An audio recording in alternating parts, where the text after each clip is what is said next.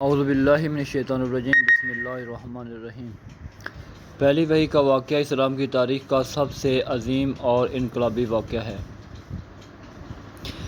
یہ وہ لمحہ تھا جب اللہ تعالیٰ نے اپنے آخری نبی حضرت محمد صلی اللہ علیہ وسلم کو نبوت کے شرف سے نوازا۔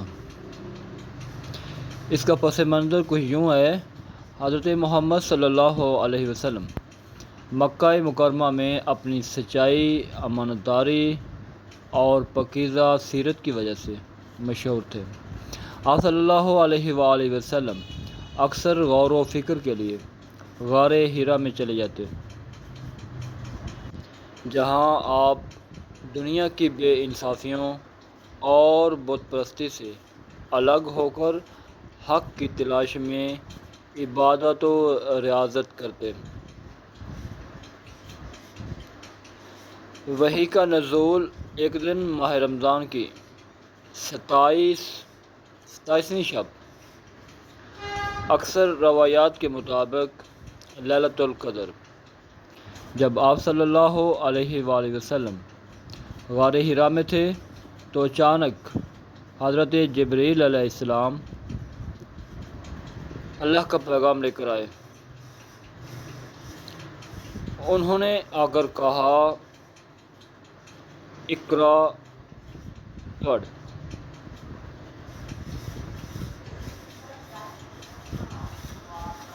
رسول اللہ صلی اللہ علیہ وسلم نے جواب دیا،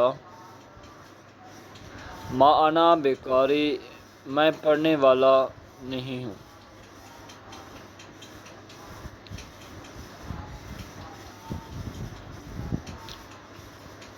حضرت جبرائیل علیہ السلام نے آپ کو 3 مرتبہ اپنے سینے سے لگایا اور پھر یہ آیات پڑھوائیں، اقرا باسم ربک الذی خلق، خلق الانسان من علق، اقرا وربک الاکرم الذی علم بالقلم، علم الانسان ما لم یعلم۔ سورہ علق کی پہلی 5 آیات۔ آپ صلی اللہ علیہ وسلم کا رد عمل۔ یہ منظر آپ صلی اللہ علیہ وسلم کے لیے نہایت عظیم اور نیا تجربہ تھا۔ آپ صلی اللہ علیہ وآلہ وسلم گھبرا گئے اور کانپتے ہوئے غار حرا سے واپس آئے۔ گھر پہنچ کر فرمایا،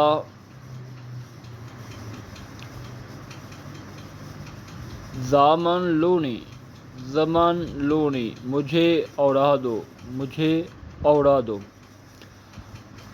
حضرت خدیجہ رضی اللہ تعالی عنہا نے آپ کو تسلی دی اور کہا، اللہ کی قسم، اللہ آپ کو ہرگز رسوا نہ کرے گا۔ آپ رشتہ داروں کا خیال رکھتے ہیں،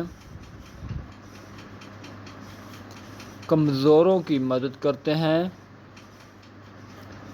مہمان نوازی کرتے ہیں اور سچائی پر قائم ہیں۔ ورقہ بن نوفل سے ملاقات۔ حضرت خدیجہ رضی اللہ تعالی عنہا آپ صلی اللہ علیہ وسلم کو اپنے چچا زاد بھائی ورقہ بن نوفل کے پاس لے گئیں، جو انجیل و تورات کے عالم تھے۔ انہوں نے سارا واقعہ سن کر کہا، یہ وہی فرشتہ ہے جو موسیٰ علیہ السلام کے پاس آیا تھا۔ کاش میں اس وقت زندہ ہوتا جب آپ کی قوم آپ کو نکالنے پر مجبور کرے گی۔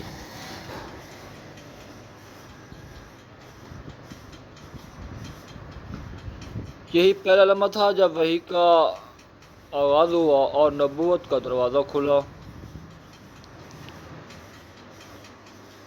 اس نے پوری انسانیت کی تقدیر بدل دی۔